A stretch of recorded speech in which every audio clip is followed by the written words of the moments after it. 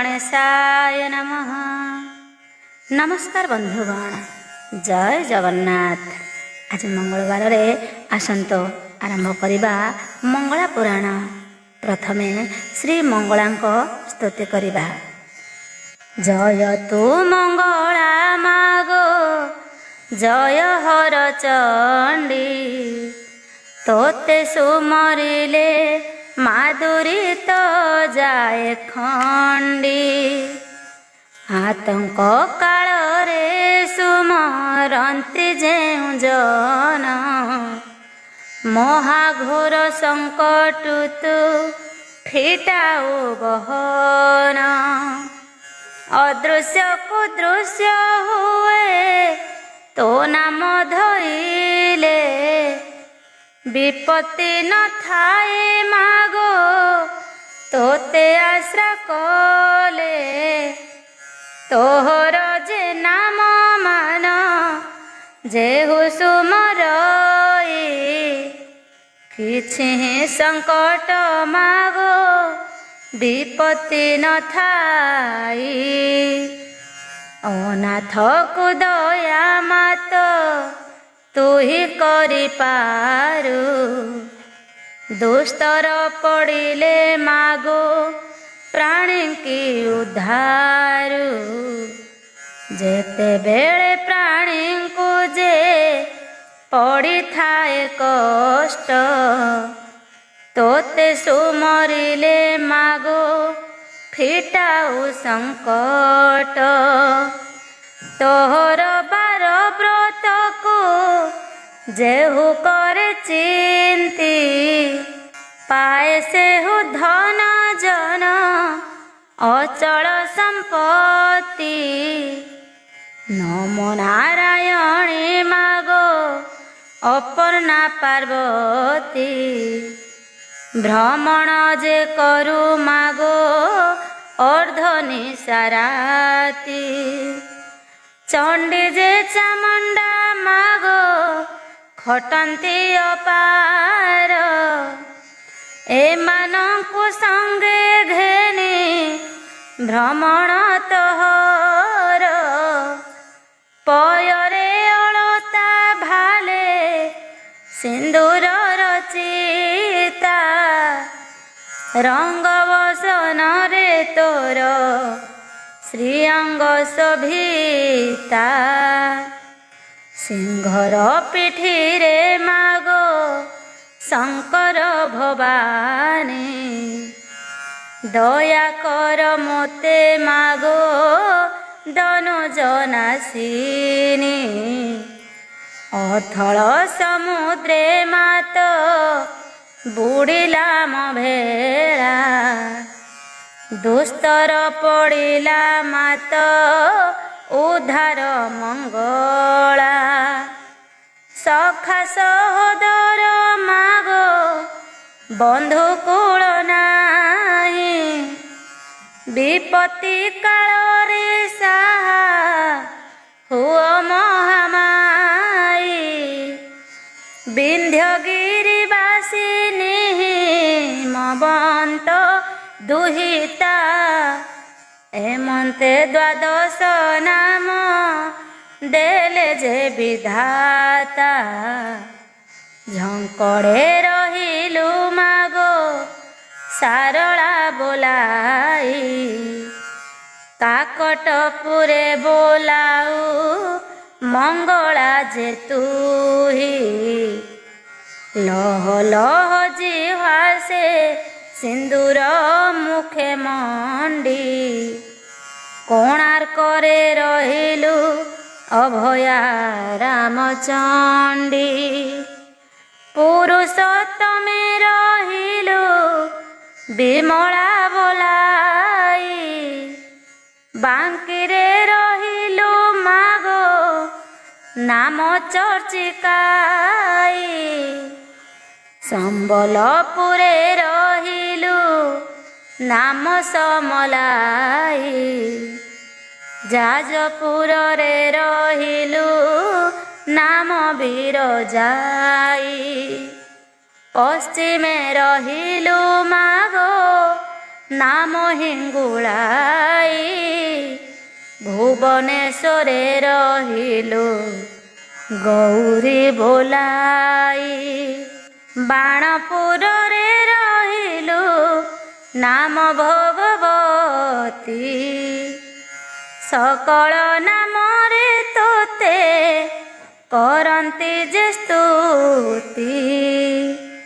ଉତ୍ତର ଦିଗେ ରହିଲୁ ଚଣ୍ଡୀ ନାମ ବହି ଏମନ୍ତ ଦ୍ୱାଦଶ ନାମ ବ୍ରହ୍ମା ଗଲେ ଦେଇ। ତୋର ମହିମା ମାଗ କେ ପାରିବ କହି ମାଡ଼ି ବସି ଅଛୁ ଦଶ ଦିଗ ମହାମାଇ।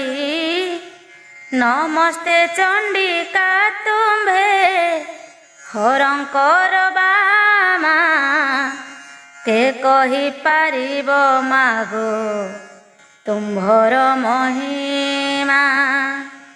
ଡମ୍ବରୁ ମଝା କୋଟି ବିଚିତ୍ର ସିଂହ ଠାଣି ମହାମୂର୍ତ୍ତି ରୂପ ତୋର ଅଟେ ଗୋସାମଣି।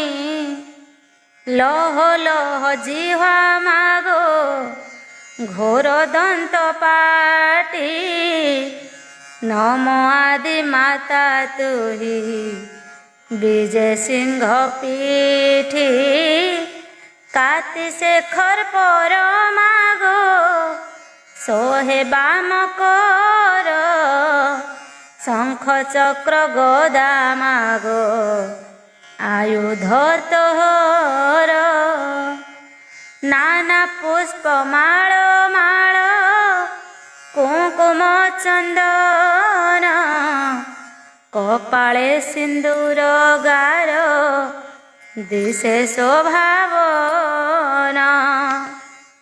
ନମସ୍ତେ ସାରଳା ମାତ ରକ୍ଷା କର ମୋତେ ମୁଁ ଦିନ ରକ୍ଷ ଜନ ଆଶ୍ରା କଲି ତୋତେ।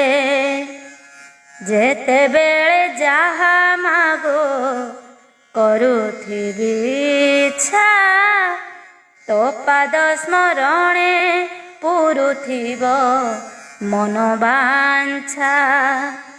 ତୁମ୍ଭର ଚରଣେ ମୋର ମନର ସ୍ଥିର ଅଳି କରେ ଅଧମ ସନ୍ତାନ ତୋର।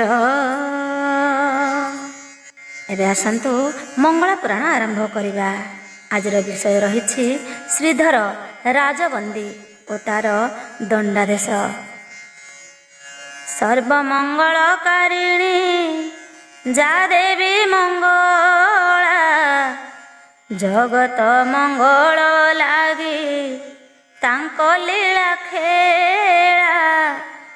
ଶିବ ଶକ୍ତି ସମନ୍ୱିତା ଜଗତର ମାତ ଆନନ୍ଦମୟୀ ସେ ଦୁର୍ଗା ଦଶ ଦିଶେ ଖ୍ୟାତ। ବରପ୍ରଦାୟିନୀ ଦେବୀ ସର୍ବଶ୍ରେଷ୍ଠମୟୀ ମହାବଳୀ ମହାଶକ୍ତି ଦେବୀ ତେଜମୟୀ। ସେହି ଦେବୀ ଯୋଗ ମାୟା ସନ୍ଧ୍ୟା ସ୍ୱରୂପିଣୀ ନମୟୀ ଚରଣେ ତାଙ୍କ କରୁଣା ଦାୟିନୀ। ମଙ୍ଗଳା ପୁରାଣ ଏହି ପୁରାତନ କଥା ପଢ଼ନ୍ତେ ଶୁଣନ୍ତେ ହରି ଯାଏ ଭବ ବ୍ୟଥା। ଶୁଣ ହେ ସୁଜନ ଜନେ ଦେଇ ମନ କର୍ଣ୍ଣ ଯାହା କହିଥିଲେ ହରି ଶୁଣିଲେ ଅର୍ଜୁନ। ଦିବ୍ୟ ଦ୍ରଷ୍ଟା ପରମ ବ୍ରହ୍ମ ପ୍ରଭୁ ଜଗନ୍ନାଥ আগত ভবিষ্যত যে নয়নে চিত্রিত পরম ব্রহ্ম পর শেষ বিশ্বরূপ ধরি দেবী মহাত্ম্য কহিলে সমস্ত বিস্তারি এক ব্রহ্ম দ্বিতীয় যে ପ୍ରକୃତି ପୁରୁଷ କୃଷ୍ଣ କାଳୀ ଏକ ବ୍ରହ୍ମ ଶକ୍ତିର ପାର। ଜଗତ କାରଣ ଲାଗି ଭିନ୍ନ ରୂପ ଧରି ପ୍ରକାଶିତ ଏ ଜଗତେ ପୁରୁଷ ଯେ ନାରୀ। ଜ୍ଞାନୀ ଜାଣନ୍ତି ଏହା ଅଜ୍ଞାନୀଙ୍କୁ ଭ୍ରମ। ଅରୂପାନନ୍ଦ ସ୍ୱରୂପେ ହନ୍ତି ପ୍ରକାଶନ। ମଙ୍ଗଳା ଚରିତ ଶୁଣ ମନ ସ୍ଥିର କରି। ଶ୍ରୀଧର ବୋଇତ ହେଲା ମହାସିନ୍ଧୁ ପାରି।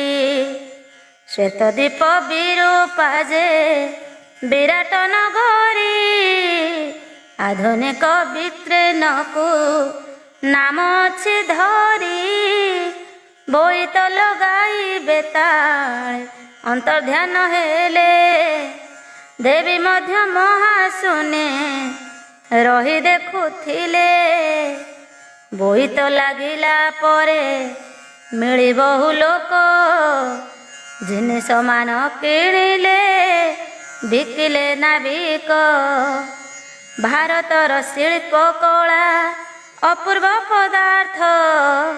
ଦେଖି ସୁବର୍ଣ୍ଣ ବଦଳ କଲେ ବହୁ ଲୋକ। ବିଦେଶୀ ବୋଇତ ଆସି କଲେ କାରବାର।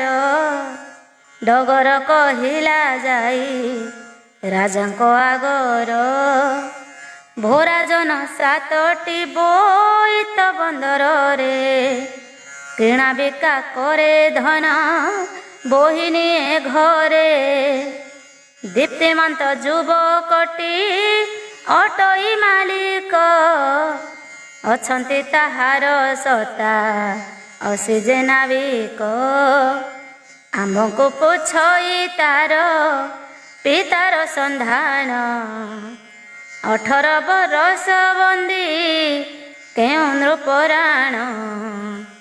ଏହା ଶୁଣି ବିରୂପା ଗଡ଼ର ଅଧୀଶ୍ୱର। କ୍ରୋଧରେ ଗର୍ଜି ଉଠିଲେ କାହିଁ ଗଲା ଚୋର। ମୋ ରାଜ୍ୟକୁ ଆସିଅଛି ଭେଟି ଦେଇ ନାହିଁ। ଅନୁମତି ନ ନେଇ ସେ ବେପାର କରଇ। ଧରି ଆଣ ତାହାକୁ ଯେ ନାବିକ ସହିତ। ବୋହିନିଅ ବୋଇତରେ ଯାଉଛି ସମ୍ପଦ। ଡଗର ଯାଇଣ ବୋଇତର ପାଶେ ହେଲେ। ଶ୍ରୀଧରଙ୍କୁ ରାଜାଙ୍କର ଆଦେଶ କହିଲେ। ଦେବୀଙ୍କ ବଳରେ ଶ୍ରୀଧର ଅଟେ ବଳିୟାର। କହିଲା ନୁହଁ ଚୋର ରାଜାଙ୍କ କୁମର। ରାଜବିଧି ନ ଜାଣଇ ତୁମ୍ଭର ରାଜନ। ଅକାରଣେ ପିତାଙ୍କୁ ମୁଁ କରିଛି ବନ୍ଧନ। କୁହ ଯାଇ ତୁମ୍ଭର ରାଜାଙ୍କୁ ସାଥେ ଧରି। ସମର୍ପିବ ମୋର ପାଶେ କ୍ଷମା ମାଗି କରି। ସାମାନ୍ୟ ଭାବଇ ମୋତେ ନବ ବିପ୍ର ପୁତ୍ର। ଦୈବୀ ଶକ୍ତି ଅଛି ଜାଣେ ଅମୋଘ ଯେ ତନ୍ତ୍ର। ଡଗର ଏ କଥା ଶୁଣି ମଲ୍ଲଙ୍କୁ କହିଲା। ବହୁ ମଲ୍ଲ ଘେରି ଗଲେ ଗଣ୍ଡଗୋଳ ହେଲା। ସମ୍ବାଦ ପାଇଣ ରଥ ଗଜ ସ୍ୱାରୋହୀ। ପଦାତିକ ସାମୁଦ୍ରିକ ସୈନ୍ୟ ଗଲେ ଛାଇ। ଧର ଧର ମାର ମାର ଶୁଭିଲା ଶବଦ। ସମୁଦ୍ର କୂଳ ହୋଇଲା ପ୍ରକମ୍ପିତ ନାଦ। ଶ୍ରୀଧର କହଇ ମୋର ମତି ହେଲା ଭ୍ରମ। ବଡ଼ିମା ଦେଖାଇବାରୁ କ୍ରୋଧରେ ରାଜନ। ଧରି ନେବାକୁ ସୈନ୍ୟଙ୍କୁ ବରଗି ଦେଇଛି। କି ବୁଦ୍ଧି କରିବା ଏବେ ଉପାୟ କି ଅଛି। ମାତାଙ୍କ ବଚନ ତୁହି ମୂଳରୁ ହୁଡ଼ିଲୁ। ମଧୁର ବ୍ୟବହାର ଛାଡ଼ି କ୍ରୂରମତି ହେଲୁ। ଏବେ ମଙ୍ଗଳା ମାତାଙ୍କୁ ସୁମରଣା କର। ଏ ସଙ୍କଟରୁ ମାତା ଯେ କରିବେ ଉଦ୍ଧାର। କର ଯୋଡ଼ି ଶ୍ରୀଧର ଯେ ଡାକଇ ମଙ୍ଗଳା। ମହାସିନ୍ଧୁତିରେ ବୁଡ଼ିଲା ମୋହର ଭେଳା। ଜୟ ଜୟ ମଙ୍ଗଳା ମା ବିପଦ ତାରିଣୀ। ତୋ ପୁତ୍ରେ ସଙ୍କଟ ହେଲା ଆସ ଏହି କ୍ଷଣି। ମହିଷା ମର୍ଦିନୀ ତୁହି ଅସୁର ଦଳିନୀ। ମହାବଳ ସୈନ୍ୟଙ୍କ ହାତରୁ ରଖ ପୁଣି। ଏତେ ଦୂର ଆଣିଲୁ ମା ବିପଦ ଉଦ୍ଧାରୀ। ଅନ୍ୟାୟ କରିଛି କଟୁ ବାକ୍ୟ କହି କରି। ବୋଇତରୁ ସାମଗ୍ରୀ ଯେ ନିଅନ୍ତି ସୈନିକ।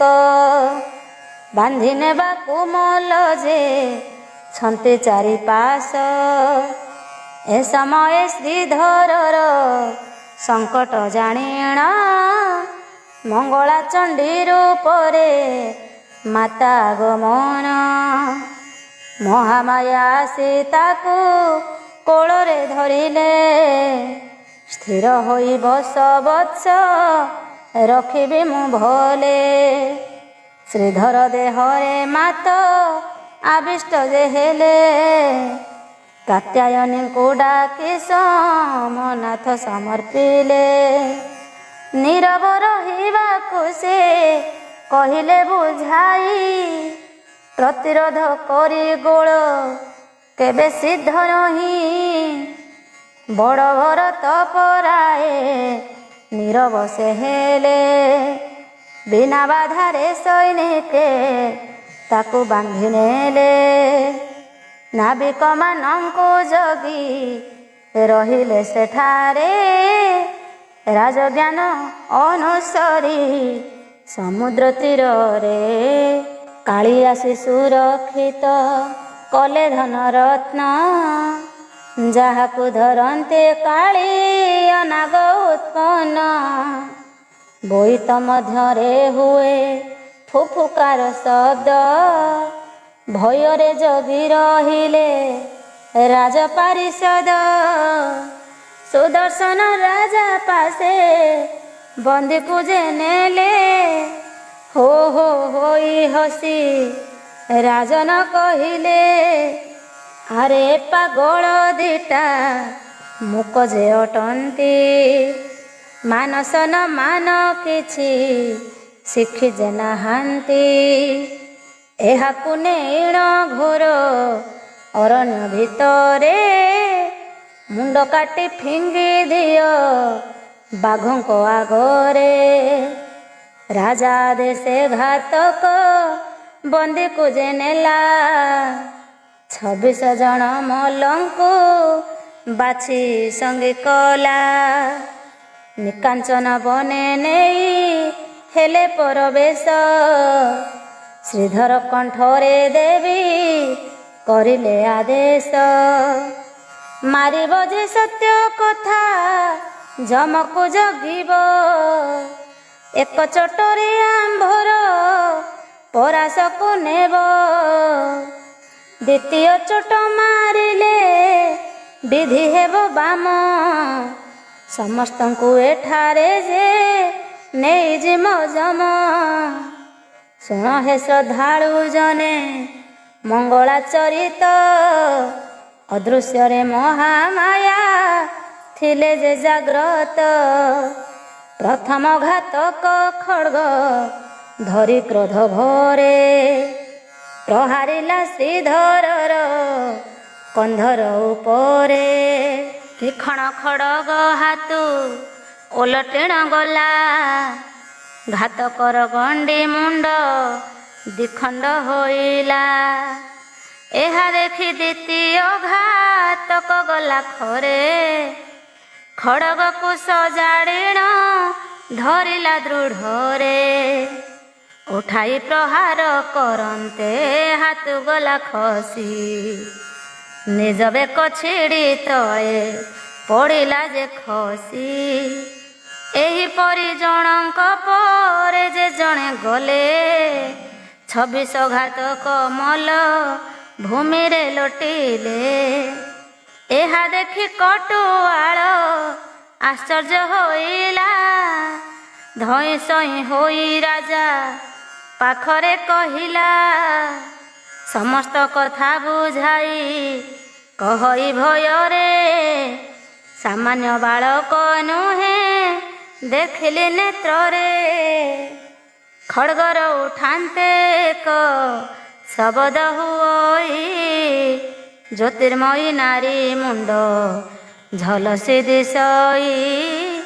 ଖଣ୍ଡି ଖପର ତ୍ରିଶୂଳ ରହିଛି ହାତରେ, ମିଳାଇ ଯାଏ ସେ ପୁଣି ନିମିଷ ଭିତରେ।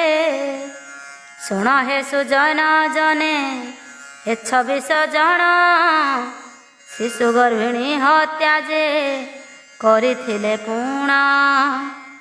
ରମଣ କରି ମାରିଲେ ଗର୍ଭିଣୀ ନାରୀକୁ, କଲା କର୍ମ ଭୋଗିଲେ ସେ ଏ ଜନ୍ମେ ତାହାକୁ।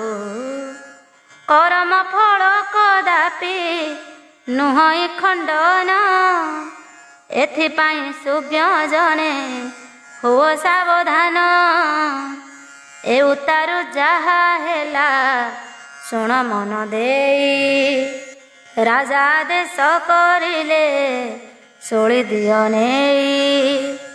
50 ସୈନିକ ଜଗିଣ ରହିବ, କାଳେ ସେହି ଟୋକାଟା ଯେ ପଳାୟନ ଯିବ। ଏକଥା ଶୁଣି ଡଗର ପରିଛାକୁ ନେଇ, ସେନାପତି ସହ ଗଲା ବନକୁ ଧସାଇ।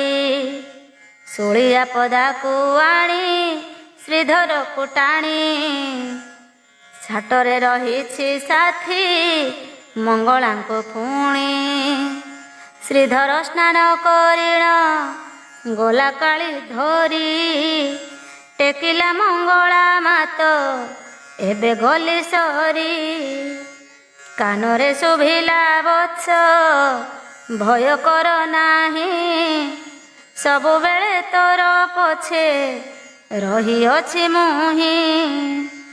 ଶ୍ରୀଧରକୁ ନେଇ ଶୂଳିଆ ପଦାକୁ ଗଲେ, ଶୂଳିଆ ପଦାକୁ ରାଜା ନିଜେ ବିଜେ କଲେ।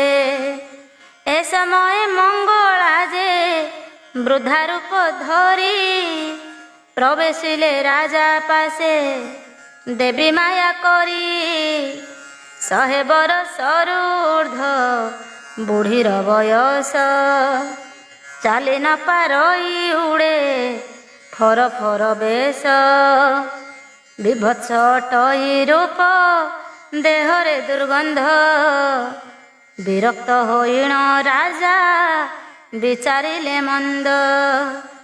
ଦେହ ରଖିବାକୁ କହିଲେ ବୁଢ଼ୀକୁ ନିଅ, ଧକ୍କା ଦେଇ ରାଜପଥେ ଦୂରେଣ ଦିଅ। ବୁଢ଼ୀକୁ ଧକ୍କା ମାରନ୍ତେ ପଡ଼ିଗଲେ ତହିଁ, ପ୍ରାଣ ଗଲା ପରି ଦୃଶ୍ୟ ଛଟପଟ ହୋଇ। ଶୁଣ ହେ ସୁଜନ ଜନେ ଦେବୀଙ୍କ ମହିମା, ସେଇ ସମୟରେ ମାୟା ହେଲା ଅନୁପମା। ଅନ୍ତପୁରେ ମହାରାଣୀ ବେଶ ହେଉଥିଲେ, ମହାମାୟା ଦିବ୍ୟ ରୂପେ ସେଠାରେ ମିଳିଲେ। ଜ୍ୟୋତିର୍ମୟୀ 10 ଭୁଜା ତ୍ରିଶୂଳ ଧାରିଣୀ, ମହାବଳୀ ସିଂହ ପରେ ବସିଛନ୍ତି ପୁଣି। କହିଲେ ଲୋ ମହାରାଣୀ ହେଲା ସର୍ବନାଶ, ରାଜାର ଜ୍ଞାନ ପଣେ ସବୁ ହେବ ନାଶ। ମୁହିଁ ସୃଷ୍ଟି ସ୍ଥିତି ସଂହାରିଣୀ ଭଗବାନ, ପରମେଶ୍ୱରୀ ଜଗତ ମୁଠାରୁ ଉତ୍ପନ୍ନ। ଦେବଦୂତ ଯୀଶୁକୁ ଯେ ପଠାଇଲି ମୁହିଁ, ମାନବ ଧର୍ମ ସୁଗରକ୍ଷା ନୃପତିଙ୍କ ହୋଇ। ରଜା ମତେ ନ ଚିହ୍ନିଣ ଧକ୍କା ମରାଇଲା, ଏ ପାପରେ ସବୁ ତାର ମହତ ସରିଲା। ଶ୍ରୀଧର ନାମେ ବାଳକ ଅଟେ ମୋର ନାତି, ଶୋଳିରେ ବସାଇ ଅଛି ରାଜନ ଦୁର୍ମତି। ପିତାକୁ ତାହାର ବନ୍ଦୀ କରି ରଖିଅଛି, ଏ ଅନ୍ୟାୟ ନାସିବି ମୁଁ ତୋର ପୁତ୍ର ନାତି। ଶୀଘ୍ର ଏଠୁ ଯାଇ ତୁହି ପ୍ରତିକାର କର, ତୋ କନ୍ୟାକୁ ବିଭା ଦିଅ ନାତିକୁ ମୋହର। ଅବିଳମ୍ବେ ଏହା ଯଦି ନ କରୁ ପାଳନ, ନିମେଷେ ରାଜ୍ୟ ତୋହର ହେବ ଶମଶାନ। ଦେବୀଙ୍କର ଜ୍ୟୋତି ରୂପ ଦେଖି ମହାରାଣୀ, ଭୟରେ କହଇ ମାତ କିଏ ସେ ଆପଣି। ଦେବୀ କହିଲେ ଜଗତ ସୃଷ୍ଟି ଯେ ମୋହରି, ମହାଶୂନ୍ୟ ରହେ ମୋହି ନାମ ଦିଗମ୍ବରୀ। ନାମ ମୋ ଠାରୁ ଯେ ସୃଷ୍ଟି ସର୍ବନାମ ମୁହିଁ, ତୋ ପୂର୍ବ ସୁକୃତ ଲାଗି ଦେଖାଦେଲି ମୁହିଁ। ଏହା କହି ଯୋଗ ମାୟା ଅନ୍ତର୍ଧ୍ୟାନ ହେଲେ, ମହାଭୟ ମହାରାଣୀ ମନ୍ତ୍ରୀଙ୍କୁ ରାଇଲେ। କହିଲେ ସନ କଥା ବଂଶନାଶ ଯିବ, ଶୀଘ୍ର ଶୋଳିଆ ପଦାରୁ ରାଜାଙ୍କୁ ଆଣିବ। ତା ସହିତ ସେ ଦୁଇ ବାଳକ ଘେନି ଆସ, ବୃଦ୍ଧା ବେଶ ଅଛନ୍ତି ଦେବୀ ମୁଁ ଯାଉଛି ପାଶ। ରାଣୀଙ୍କର ପରାମର୍ଶେ ମନ୍ତ୍ରୀ ଚଳିଗଲେ, ଶୂଳିଆ ପଦାରେ ଶୂଳି ସ୍ଥଗିତ ରଖିଲେ। ମହାରାଜାଙ୍କୁ ରାଣୀଙ୍କ ପରାମର୍ଶ କହି, ବୃଦ୍ଧା ପଡ଼ିଥିବା ସ୍ଥାନକୁ ଯେ ଆସିଲେ କଧାଇଁ।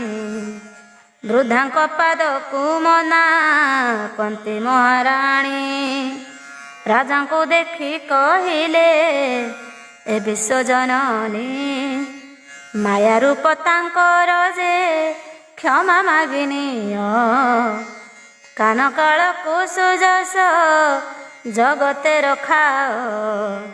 ବିସ୍ମିତ ହୋଇ ରାଜା ଯେ ବୃଦ୍ଧାଙ୍କୁ ଚାହିଁଲେ, ବୃଦ୍ଧା ମଧ୍ୟ ଆଖି ଖୋଲି ରାଜାଙ୍କୁ ଦେଖିଲେ।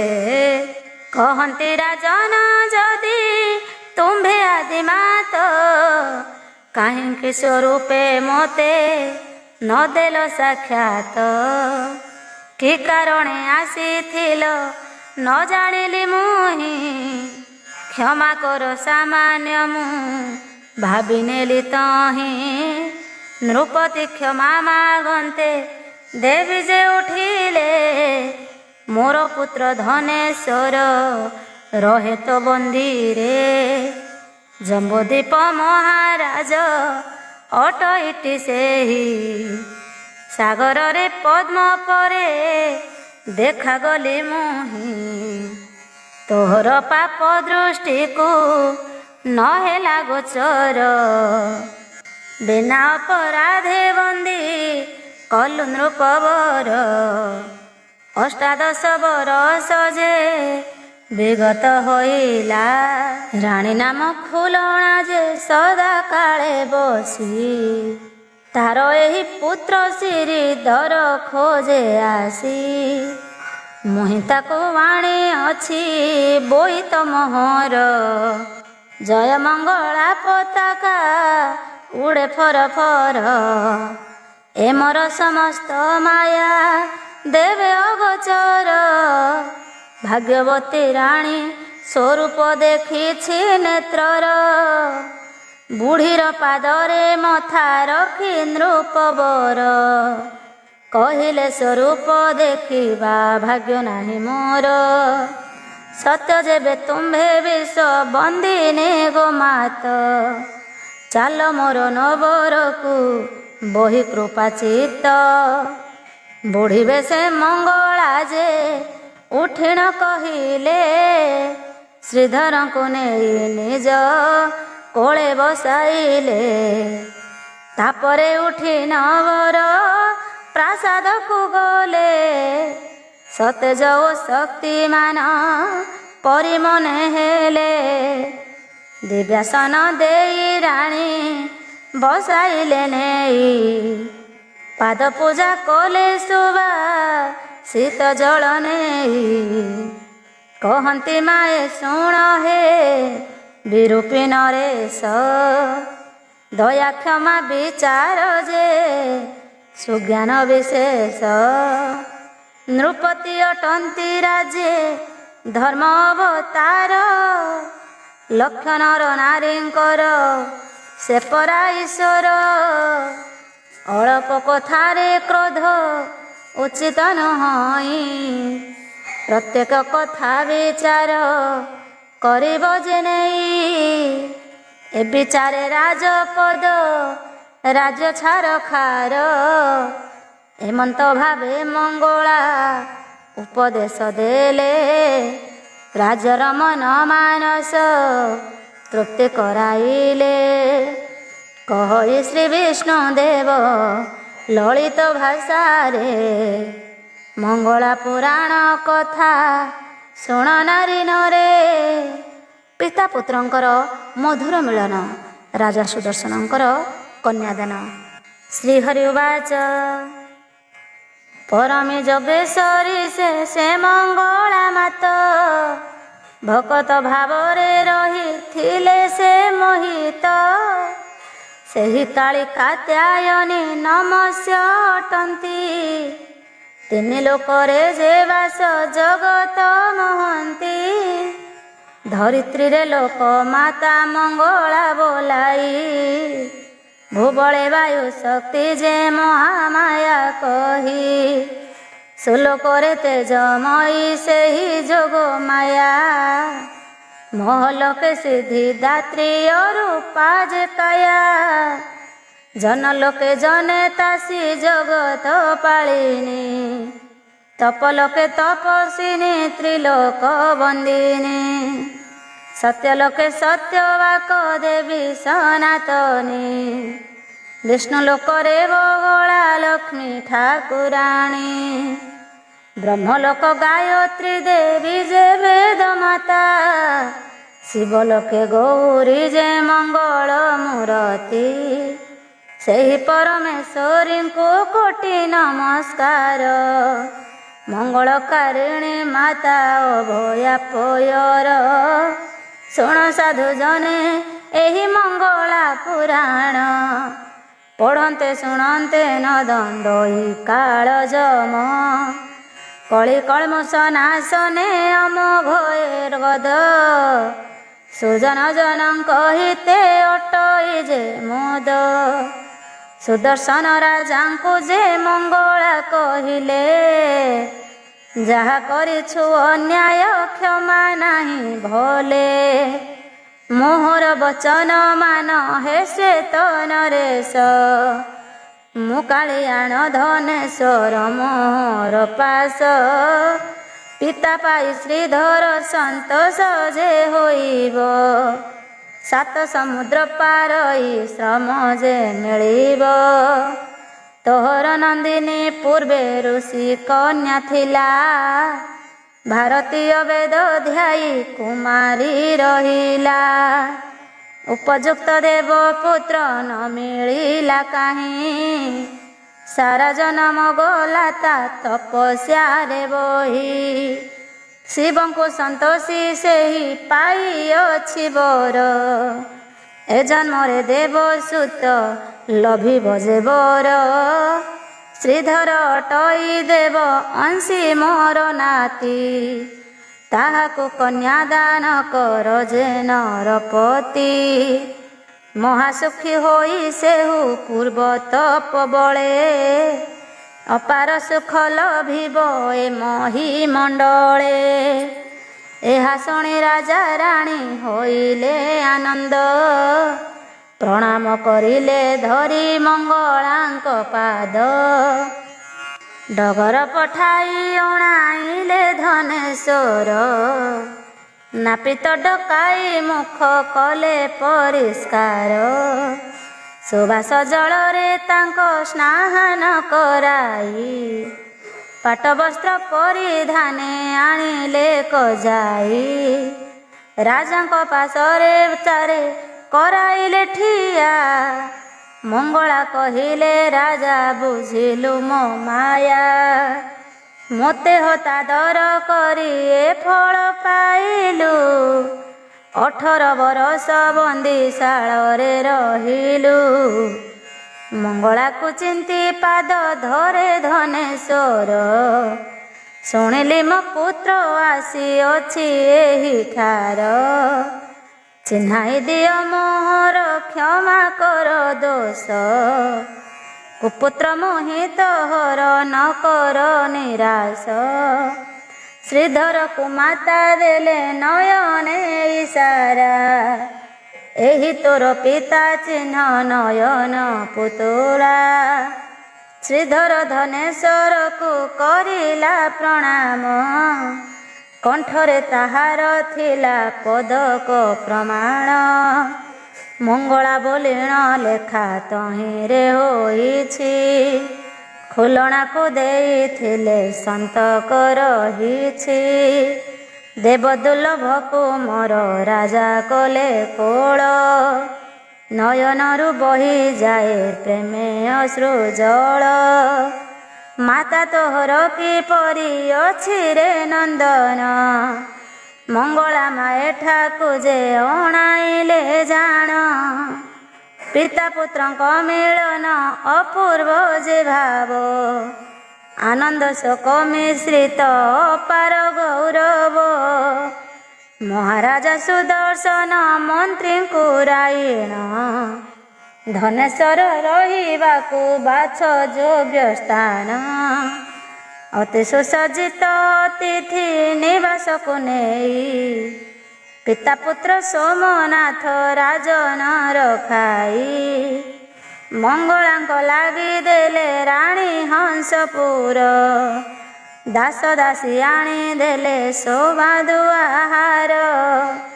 ପଣ୍ଡିତ ଡକାଇ ଦିନ ବାର ସ୍ଥିର କଲେ, କନ୍ୟାଦାନ କରିବାକୁ ଚଞ୍ଚଳ ହୋଇଲେ। ଶ୍ଵେତପ୍ରଭା ସୁହାସିନୀ ରାଜାଙ୍କ ନନ୍ଦିନୀ, ଷୋଡ଼ଶୀ ମୃଗ ନୟନା ଅମିୟ ଭାସିଣୀ। ଈଷତ୍ ଯେ ଦରିଦ୍ରାର ରୂପକାନ୍ତି, ମନୋରମା ମଦାଳସୀ ମୁକ୍ତା ଦନ୍ତପନ୍ତି। ସ୍ୱର୍ଗର ପସରା ପରି ଶୋଭା ମନୋହର, ମହାରାଣୀ ମଙ୍ଗଳାଙ୍କୁ ସମର୍ପିଲା କର। ଏହି ମାତ ଭାଗିନୀ କନ୍ୟାଟି ମୋହର, କି କହିବି ସବୁ କଥା ତୁମ୍ଭଙ୍କୁ ଗୋଚର। ସଂସାର କରମ ଆଦି କିଛି ଜାଣେ ନାହିଁ, ସାଙ୍ଗସାଥୀ ନେଇ ଖେଳେ ଅଲ୍ୟଳି ଅଟଇ। ତମରି ହାତରେ ମାତ କଲି ସମର୍ପଣ, ଭଲ ମନ୍ଦ ସବୁ କିଛି ଚଳାଇବ ପୁଣ। ଶ୍ଵେତପ୍ରଭା ଦେବୀ ପାଦେ ପ୍ରଣାମ କରିଲା, କୋଳକୁ ନେଲେ ଜନନୀ ମାଦ୍ରୀଙ୍କ ବୋଳା। କହିଲେ ରେ କନ୍ୟା ତୋର ପୂର୍ବ ଜନ୍ମକୃତ, ଆଜି ମୋହର କୋଳ ଯେ ହେଲା ପରାପତ। ଜଗତ ଜନନୀ ମୁହିଁ ଯାହାରେ ସଦୟ, ତାହାର ତିନି ଜଗତେ କାହାକୁ ଯେ ଭୟ। ମହାରାଣୀ କନ୍ୟା ସହ ମାତାଙ୍କୁ ସେବିଲେ, ଦିନବାର ସ୍ଥିର କରି ବନ୍ଧୁ ନିମନ୍ତ୍ରିଲେ। ବେତାଳକୁ ପଠାଇ ଦେବୀ ଶପଥ ଦ୍ୱୀପରେ, ନିମନ୍ତ୍ରଣ କଲେ ଯହିଁ ଯେତେ ନୃପ ଥିଲେ। ସୁଦର୍ଶନ କହିଲେ ମା ଏତେ ବଡ଼ ସ୍ଥାନ, ଖାଦ୍ୟପେୟ ସାମଗ୍ରୀ ଯେ ନାହିଁ ଅକଳନ। ଦେବୀ କହିଲେ ସେ ପାଇଁ ଚିନ୍ତା କର ନାହିଁ, ମୁହିଁ ଅନ୍ନପୂର୍ଣ୍ଣା ଲକ୍ଷ୍ମୀ ଏଠାରେ ଅଛଇ ବେତାଳେ ସେ ବଳ ଅଛନ୍ତି ସବୁ ହେବ ସ୍ଥିର ନିଶ୍ଚିନ୍ତରେ ତୁ ହିଁ କହ ଯାହା ଦରକାର ନିମନ୍ତ୍ରଣ ପାଇ ଲକ୍ଷ ଆସିବେ ରାଜନ ଅମାପ ରହିଛି ତାଙ୍କ ସହିତ ସୈନ୍ୟ ସମୁଦ୍ର ଭିତରେ ଖାଲି ବୋଇତର ଭେଳା ରାଜା ଏ ସୁଯୋଗ୍ୟ ବାସେ ହୋଇଲେ ଶୃଙ୍ଖଳା ସୁଧର୍ମା ସଭା ପରାଏ ବିରାଟ ପ୍ରାଙ୍ଗଣ ବିଶ୍ୱକର୍ମା ଗୁପତରେ କରିଲେ ନିର୍ମାଣ ସ୍ୱର୍ଗୀୟ ସୁସ୍ୱାଦୁ ଖାଦ୍ୟ ଦେବାଙ୍ଗନାଣୀ ପରସିଲେ ଅତିଥିରେ ସଦା ମନ ଜାଣି ନିର୍ଦ୍ଦିଷ୍ଟ ସମୟରେ ଦେବୀ ନୀତି ଅନୁସାରେ ସୁସଜ୍ଜିତା କନ୍ୟା ସେ ବର ବରିବାରେ ଦେବଦୁର୍ଲଭ ସୁଷମାରାଜି ଶୋଭାବନ ଦେବ ଅଳଙ୍କାର ମଣି ମୁକ୍ତା ସମାସୀନ ସୁବର୍ଣ୍ଣ ମୁକୁଟେ ନିଜ ମଣି ରତ୍ନ କମ କୌଶିକୀ ଦେବୀଙ୍କ ପରି ସଭାରେ ଉତ୍ତମ ସଖୀ ମେଳେ କନ୍ୟା ଆସି ସଭାର ମଧ୍ୟରେ ବରଣ କରିଲା ଶ୍ରୀଧରଙ୍କୁ ସଙ୍କୋଚରେ ଶହ ଶହ ଶଙ୍ଖ ଧ୍ୱନି ବାଜିଣ ଉଠିଲା ଆକାଶରୁ ପାରିଜାତ ପୁଷ୍ପ ବୃଷ୍ଟି ହେଲା ଅପସରା ଗଣ ଆସି ନୃତ୍ୟ ଆରମ୍ଭିଲେ ଗନ୍ଧର୍ବ ବାଦ୍ୟ ବଜାଇ ମନୋରମ କଲେ ତହିଁ ପରେ ସୁସଜ୍ଜିତ ବେଦୀର ଉପରେ ବେଦଧ୍ୱନି ବୃହସ୍ପତି ବିବାହ କରିଲେ କନ୍ୟାଦାନ କଲେ ମହାରାଜା ସୁଦର୍ଶନ ହୁଳହୁଳି ହରି ବୋଲ ଦେଲେ ସଭାଜନ କହଇ ବିପ୍ର ଧର୍ମ ବିଷ୍ଣୁ ଦେବ ଗୀତେ ଜୟ ମଙ୍ଗଳା ମାତାଲ ମହିମା ଜଗତେ ମହାରାଣୀ ନୟନାର ଭୟଙ୍କର ପ୍ରତିହିଂସା ହେ ଦେବୀ ପ୍ରସନ୍ନା ହୁଅ ଆମ୍ଭ ମାନଙ୍କର ଦୂର ହେଉ ଦୁଃଖ ଦରିଦ୍ରତା ଯେ ଆମ୍ଭର ଅସୁର ବିନାଶୀ ପାଳିଥିଲ ଏହି ମହି ଦୁର୍ଗତି ବିନାଶ କର ମାତ ମଙ୍ଗଳାଇ ହିଂସାବାଦ ପାପ ଯେ ଶତ୍ରୁ ହେ ଭୟଙ୍କର ଏହାଙ୍କୁ ବିନାଶ କରି ଜଗତ ଉଦ୍ଧାର ଦୁର୍ଭିକ୍ଷ ଯେ ମହାମାରୀ ଅକାଳ ମରଣ ସମସ୍ତ ବିନାଶ କର ଚରଣେ ପ୍ରଣାମ ହେ ଜଗତେଶ୍ୱରୀ ସଂସାର କର ପାଳନ ବିଶ୍ୱରୂପାଏ ବିଶ୍ୱକୁ ଯେ କରିଛ ଧାରଣ କହନ୍ତି ବ୍ରହ୍ମାଦି ଦେବ ଅଭୟ ଚରଣ ଯେ କରେ ତୁମ୍ଭଙ୍କୁ ଆଶ୍ରା ପୂର୍ଣ୍ଣ କର କାମ ଜଗତ ଜନନୀ ମାତ ଚରଣକୁ ଧ୍ୟାଇ ଋଷି ବ୍ରାହ୍ମଣ ପୁରାଣ ଗୀତରେ ଲେଖଇ ଶୁଣ ହେ ସୁଜନ ଜନେ ଦେଇ ମନ କର୍ଣ୍ଣ ଏଥି ଉତ୍ତାରେ ଯା ହେଲା କରିବା ଗାୟନ ଶ୍ରୀଧର ପିତାଙ୍କୁ ପାଇ କନ୍ୟା ବିଭା ହେଲା ଗୁପ୍ତଚର ଠାରୁ ନୟନା ସମ୍ବାଦ ପାଇଲା ରାଗ ହିଂସାରେ ଜଳଇ ତାହାର ଶରୀର ଫେରିଲେ ରାଜା ଦେଶକୁ ରକ୍ଷା ନାହିଁ ମୋର ଖୁଲଣା ହୋଇବ ନିଶ୍ଚୟ ରାଜପାଟ ରାଣୀ ଆମ୍ଭ ରାଜା କରିବେ ଯେ ନୈଣ ବନ୍ଦିନୀ ଉପାୟ ସେ ଚିନ୍ତା କଲା ବିଶ୍ୱସ୍ତଙ୍କୁ ନେଇ ମୂଳ ମାରିଲେ ସରିବ ଉପାୟ ଛଇ ଯତ ଗୃହ ଏକ ନିର୍ମାଣ କରିଲା ଗୁପ୍ତରେ ବାହାର ସୌନ୍ଦର୍ଯ୍ୟ କରାଇଲା ବିଚିତ୍ରରେ ଖୁଲଣାର ସନ୍ଧାନ ଯେ ଖୋଜି ସ୍ଥିର କଲା ତାର ପାଶେ ଯିବାକୁ ଯେ ଉଚ୍ଛନ୍ନ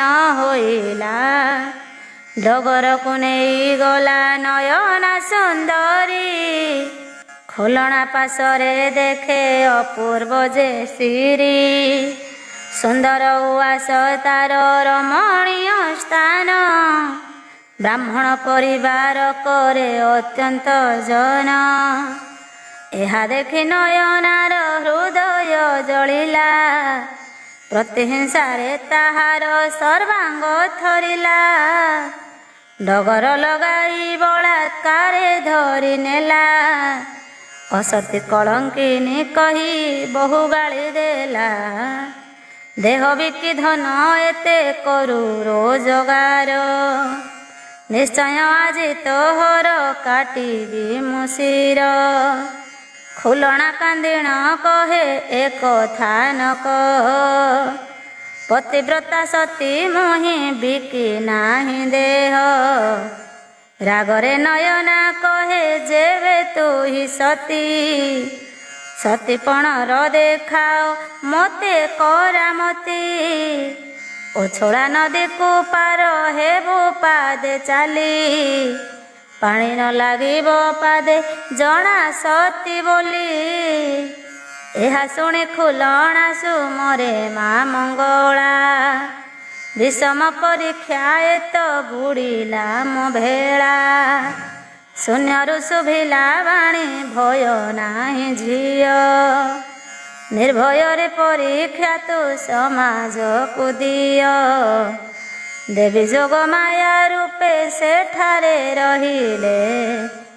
ବେତାଳଙ୍କୁ ଆଣି ଖୁଲଣା ଦେହରେ ରଖିଲେ। ନଦୀ ପରେ ଚାଲେ ସତୀ ମଙ୍ଗଳା ସୁମରି। ବେତାଳେ ଅଦୃଶ୍ୟ ନିଏ ନ ପାରେ କେ ବାରି। ଆଶ୍ଚର୍ଯ୍ୟ ହୋଇଲେ ଦେଖି ସକଳ ଯେ ଲୋକ। ଧନ୍ୟ ତୁ ହି ଖୁଲଣା ଲୋ ସତୀ ଅନୁବ୍ରତ। ବିସ୍ମିତ ହୋଇ ନୟନା ରାଗେ ଗର ଗର। ଆହୁରି ପରୀକ୍ଷା ଦିଅ ସତୀତ୍ୱ ତୋହର। ସାତକ୍ଷୀୟ ସୂତା ନଦୀ ଉପରେ ବାନ୍ଧିଲା। ସୂତା ପରେ ପାଦେ ଚାଲି ଯାଉଲ ବୋଇଲା। ଖୋଲଣା କହଇ କି ଆଚମ୍ବିତ କଥା। ସୂତା କି ସମ୍ଭାଳି ପାରେ ମଣିଷର ବ୍ୟଥା। ନୟନ କହଇ ତେବେ ଅସତୀ ତୁ ଜାଣ। ନିଶ୍ଚୟ ଖଡ଼ଗେ ତୋର ନେବି ମୁଁ ଯେ ପ୍ରାଣ। ଭୟରେ ଖୁଲଣା ସ୍ତୁତି ମଙ୍ଗଳାଙ୍କୁ କଲା। କି କରିବି କହ ମାତ ନିଶ୍ଚୟ ପ୍ରାଣ ଗଲା। ସାତକ୍ଷୀୟ ସୂତା କାହିଁ ସମ୍ଭାଳିବ ଭାରି। ଅଗାଧ ଜଳେ ପଡ଼ିଣ ପ୍ରାଣେ ଯିବି ମରି। ବେତାଳ କହିଲେ ମାଏ ଭୟ ତୋର ନାହିଁ।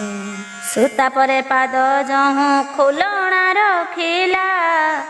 ଚିତ୍ର ସମ ସୂତା ଏକ ସେତୁ ହୋଇଗଲା। ଏହା ଅଦୃଶ୍ୟ ହୋଇଲା ଦେଖିବା ଲୋକର। ଅକ୍ଳେଶରେ ବେତାଳେ କରିଲେ ନଦୀ ପାର। ମନୁଷ୍ୟ ନୁହଁ ଦେଖି କହିଲେ ଯେ ଲୋକ। କି ଫଳ ଲଭିବ ରାଣୀ ଦେଇ ଏତେ ଦୁଃଖ। ଭଉଣୀ ବୋଲିଣ ଟିକେ ଦୟା ତାର ନାହିଁ। ହିଂସାରେ ମନ୍ତ କାର୍ଯ୍ୟ ଧର୍ମ କି ସହଇ। ଭଉଣୀକୁ ଅପଦସ୍ତ କରିବାର ପାଇଁ। ସିନ୍ଦୁର ଅଣାଇ ଏକ ବନ୍ଧ ନିର୍ମାଣଇ। କହିଲା ସିନ୍ଦୁର ବନ୍ଧେ ଲଭିବୁ ଗମନ। ପାଦରେ ରଙ୍ଗ ଲାଗିଲେ ଅସତୀ ତୁ ଜାଣ। ଏହା ଶୁଣି ଖୁଲଣା ଯେ ଦେବୀକୁ ଧ୍ୟାଇଲା। ସିନ୍ଦୁର ଗଦା ଉପରେ ନିର୍ଭୟେ ଚାଲିଲା। ବେତାଳେ କରନ୍ତି ସୂକ୍ଷ୍ମ ସମସ୍ତ କାରଣ। ଦେଖନ୍ତି ଦେଖଣା ହାରି ଖୁଲଣା ଲକ୍ଷଣ। ଖୁଲଣାକୁ ଅପଦସ୍ତ କରିବା ନିମନ୍ତେ। ନୂଆ ଉପାୟ ବସିଣ କରୁଥାଏ ଚିନ୍ତା। ନୂଆ ଉପାୟ ବସିଣ କରୁଥାଏ ଚିନ୍ତା। ଏହା ପରେ କହଇ ଯେ ନୟନା ସୁନ୍ଦରୀ ଖଣ୍ଡାଧାରରେ ଚାଲିଲେ ହେବୁ ସତୀ ବୋଲି। ଅସ୍ତ୍ରାଗାରୁ ଅଣାଇଲା ଖଣ୍ଡା କେତେ ଗୋଟି ଉପରକୁ ଧାର ରଖି ତଳେ ଦେଲା ପୋତି। ବୋଇଲା ଖଣ୍ଡା ଧାରେ ଯେ ଖାଲି ପାଦେ ଚାଲ ଦେଖାଯିବ ସତୀ ପଣ ତୋହର ଏଠାର। ଖୁଲଣା ଭୟରେ ମଙ୍ଗଳାଙ୍କୁ କଲା ସ୍ତୁତି ଭୟ ନାହିଁ ଯାଅ ଝିଅ ବେତାଳେ କହନ୍ତି। ଖଣ୍ଡାଧାର ପରେ ତାକୁ ଚଳାଇଣ ନେଲେ ଦେଖିବା ଲୋକେ ଅତ୍ୟନ୍ତ ଆଶ୍ଚର୍ଯ୍ୟ ହୋଇଲେ। ଧନ୍ୟ ଧନ୍ୟ ମହାସତୀ ସାବିତ୍ରୀ ସମାନ ପ୍ରଶଂସା କରିଲେ ଦେଖି ସଭାସନ ଜନ। ଏହାପରେ ନୟନା ଯେ ବୁଦ୍ଧି ବିଚାରିଲା ଅନେଶତ ଭାର ଛୁଞ୍ଚି ଆଣିଣ ପୋତିଲା। ଏହା ଉପରେ ଚାଲଲ ଖୋଲଣା ଏଥର ସତୀପଣ ଏଇଠାରେ ଦେଖାଯିବ ତୋର। ମଙ୍ଗଳା ସୁମରିଣ ସତୀ ତାପରେ ଚାଲଇ ତୁଳା ସମାନ ଛୁଞ୍ଚି ଯେ ପାଦକୁ ଲାଗଇ। ଏହାପରେ ଲୁହାର ଚାଉଳ ମଗାଇଲା ଭାତ ରାନ୍ଧି ଦିଅ ବୋଲି ଆଦେଶ କରିଲା। ଖୋଲଣା କହଇ ଏହା କଥା ବିପରୀତ ଲୁହା ଚାଉଳ କିପରି ହୋଇବ ଯେ ଭାତ। ମଙ୍ଗଳା ମାତାଙ୍କୁ ଚିତେ ସୁମରଣା କରି ଚୁଲି ଜାଳି ସେ ଚାଉଳ ନେଲା କ ଯୋଗାଡ଼ି। ଯାହାକୁ ସହାୟ ଅଛନ୍ତି ଜଗତର ମାତ ସାମାନ୍ୟ କୁମତି କରିବ କିୟ ପ୍ରସ୍ତୁତ। ମଙ୍ଗଳା ମା ଲୁହାକୁ ହରଣ କରି ନେଲେ ସୁବାସ ତଣ୍ଡୁଳେ ଅନ୍ନ ସିଦ୍ଧ କରିଦେଲେ। ଆଉ ପରୀକ୍ଷା ନ କରି ସମାଦର କର ସୁବିଜ୍ଞ ଜନେ ରାଣୀକୁ କରିଲେ ଉତ୍ତର।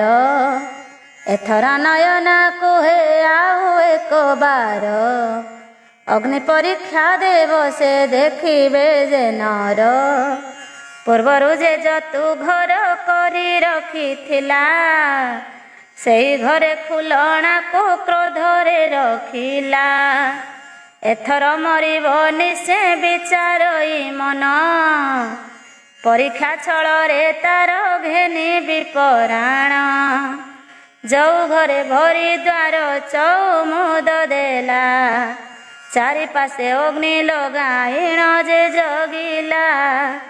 ଜୀବନର ଆଶା ଖୁଲଣା ଯେ ହରାଇଲା ମଙ୍ଗଳାଙ୍କୁ ସୁମରିଣ ଭିତରେ ରହିଲା।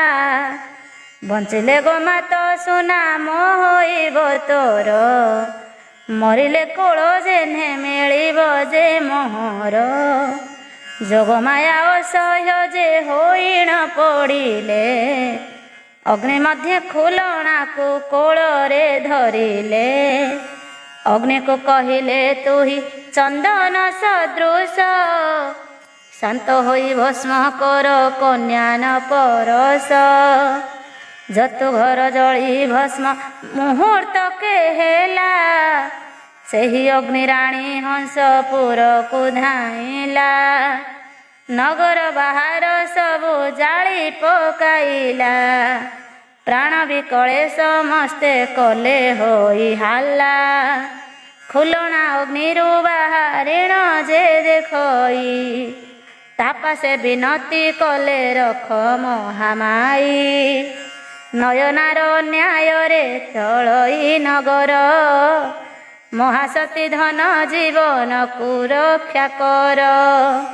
ବିଭତ୍ସ ଅଗ୍ନିର ପ୍ରାଣ ନଗର ଦେଖିଣ ମଙ୍ଗଳାଙ୍କୁ ସ୍ତୁତି କଲା ରଖ ତୋ ସନ୍ତାନ। ଧର୍ମ ସହର ନାହିଁ ଅତ୍ୟନ୍ତ ନ୍ୟାୟ ଧର୍ମର ସବୁ କ୍ଷେତ୍ରରେ ହୋଇଥାଏ ଜୟ। ସତ୍ୟ ପଥେ ଥିଲେ ପାଦେ କଣ୍ଟା ନ ଫୁଟଇ ମଙ୍ଗଳା ପୁରାଣ ତାହା ପ୍ରମାଣ ଦିଅଇ। ସତ୍ୟ ପଥେ ଧର୍ମ ପଥେ ରଖ ସଦା ମନ, କର ନାହିଁ କେବେ ହେଲେ ହିଂସାଚରଣ।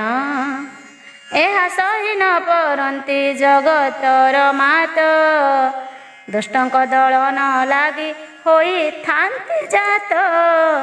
ଦୁର୍ଗତି ନାଶିନୀ ଦୁର୍ଗା ଅଭୟ ଚରଣ, ସୁମରିଣ ବିଷ୍ଣୁ ଦେବ ଲେଖେ ପୁରାଣ। ନୟନାର ଅନ୍ୟାୟ ସହି ନ ପାରି ଧନେଶ୍ୱର ଶ୍ରୀଧର ଓ ଶ୍ଵେତପ୍ରଭାକୁ ଶୀଘ୍ର ସ୍ୱଦେଶକୁ ଆନୟନ। ଶ୍ରୀହରି ଉବାଚ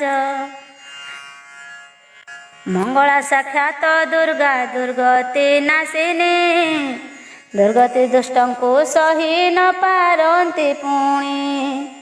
ହନକଟାକ୍ଷରେ ଶତ୍ରୁ କୂଳ ହୁଏ ତ୍ରାସ, କପାଳରେ ଚନ୍ଦ୍ର କଳା ଶୋଭିତ ବିଶେଷ। ଚତୁର୍ଭୁଜା ମହାମାୟା ଜଗତର ମାତ, ଶଙ୍ଖ ଚକ୍ର ଗଦା ଖଡ୍ଗେ ଶତ୍ରୁ ହନ୍ତି ହତ। ସିଂହବାହିନୀ ତ୍ରିଶୂଳ ଶତ୍ରୁ ସଂହାରଇ, ତ୍ରିଭୁବନ ତାଙ୍କ ତେଜେ ଉଦ୍ଘାସିତ ହୋଇ। ସର୍ବଦେବ ଗଣ ତାଙ୍କ ପାଶେ ଥାନ୍ତି ରହି, ଏମନ୍ତ ମହାମାୟାଙ୍କୁ ଧ୍ୟାନ ମୁଁ କରଇ। ସେହି ଦୁର୍ଗା ଜଗତର ମଙ୍ଗଳ କାରଣେ, ମଙ୍ଗଳା ରୂପେ ପ୍ରପୂଜ୍ୟ ଏ ମୋର ତ ଧାମେ। ଅର୍ଜୁନ ଉବାଚ ଭୋ ପ୍ରଭୁ କହିବା ହେଉ ଏହା ପର କଥା, କିପରି ଶେଷ ହୋଇଲା ଖୁଲଣା ହିନସ୍ତା। ନୟନାର ଏତେ ଦଣ୍ଡ ବିଧି ଆଚରଣ, ପୁତ୍ର ଶ୍ରୀଧର ବି ଜାଣି ନ ପାରିଲା ପୁଣ। ଯାହାଙ୍କ ଇଚ୍ଛାରେ ସୃଷ୍ଟି ହୁଏ ଆତ ଜାତ, ସେ କିମ୍ପା କରିଲେ ନାହିଁ ମୂଳ ପ୍ରତିହତ। ସତୀ ସୁମତି ଉପରେ ଏତେ ଅତ୍ୟାଚାର, କିପରି ସହ୍ୟ କରିଲେ ଦେବୀ ସେଠାବର। ଦୁଷ୍ଟ ନଳିନୀ ଯାହାଙ୍କ ନାମ ଅଛି ରହି, ଦୁଷ୍ଟ ନାରୀଙ୍କୁ ଶାସନ ନ କଲେ କିମ୍ପାଇଁ। ଶ୍ରୀହରି ଉବାଚ ଶୁଣ ହେ ଗୁଡ଼ାକେଶ ପଣ୍ଡୁର ଯେ ସନ୍ତାନ, କଷି କଷାଇ ପ୍ରକୃତି କରିଥାଏ ଦାନ। ଯାହା ଦ୍ୱାରା ଯାହା ହେବ ପୂର୍ବୁ ନିର୍ଦ୍ଧାରିତ, ଅବଶ୍ୟ ଭୋଗ ହୋଇବ ଜନ୍ମିଲେ ମରତ। କରମ ଭୂମି ଯେ ଏହି ଫଳେ କର୍ମ ଫଳ, ପରମ ବ୍ରହ୍ମ ଜନ୍ମ ଲଭିନ ପାନ୍ତି ଥଳ। ମହାମାୟାଙ୍କର ସୃଷ୍ଟି ବିଚିତ୍ର ଅଟଇ, କର୍ମଯୋଗେ ଗୀତାରେ ଯେ ତାହା ଅଛି କହି।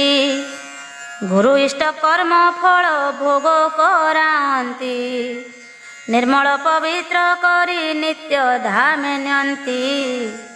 ଏହାଦ୍ୱାରା ତାହାଙ୍କର ମହିମା ବିକାଶେ, ତାଙ୍କ କୃପା ବଳେ ଦୁଃଖ ଶୋକ ପ୍ରାୟ ଦିଶେ। ମାତା ମଙ୍ଗଳା ଥାଇଣ ସବୁ ଦେଖୁଥିଲେ, ନିଜର ବଡ଼ି ମାପଣ ଜଗତେ ରଖିଲେ। ଶୁଣ ଏବେ ଶ୍ରୀଧର ଚରିତ ଦେଇ ମନ, ଶ୍ଵେତଦ୍ୱୀପେ ରାଜପୁରେ ଦେଖିଲେ ସେ ସ୍ୱପ୍ନ। କାନ୍ଦଇ ଖୁଲଣା ବସି ରାଜ୍ୟ ଗଲା ପୋଡ଼ି, ସ୍ୱାମୀ ପୁତ୍ର ଦେଖିବାକୁ ହୁଏ ମଥା କୋଡ଼ି। ଚିତ୍କାର କରିଣ ଡାକେ ଆରେ ପୁତ୍ର ତୁହି, ମରିବା ଆଗରୁ ଥରେ ଦେଖା ଦିଅ ତୁହି। ଜୟ ମା ମଙ୍ଗଳାଶ୍ୱରୀ ଶ୍ରୀଧର ସ୍ଥିର, ପିତାଙ୍କୁ କହିଲା ଯାଇ ସ୍ୱପ୍ନ ସମାଚାର। ଭୀଷଣ ବିପଦେ ମୋର ମାତା ପଡ଼ିଛଇ, ଶୀଘ୍ର ଚାଲ ପିତା ଯିବା ଶ୍ୱଶୁରଙ୍କୁ କହି। ରାଜା ସୁଦର୍ଶନଙ୍କୁ ଯେ କୁହେ ଧନେଶ୍ୱର, ବିଦାୟ କରନ୍ତୁ ଯିବା ଆମ୍ଭେ ନିଜପୁର। ଇଚ୍ଛା ନଥିଲେ ବି ରାଜା ତତ୍ପର ହୋଇଲେ, ରାଣୀଙ୍କୁ ହକାରି ସବୁ ଯୋଗାଡ଼ କରିଲେ।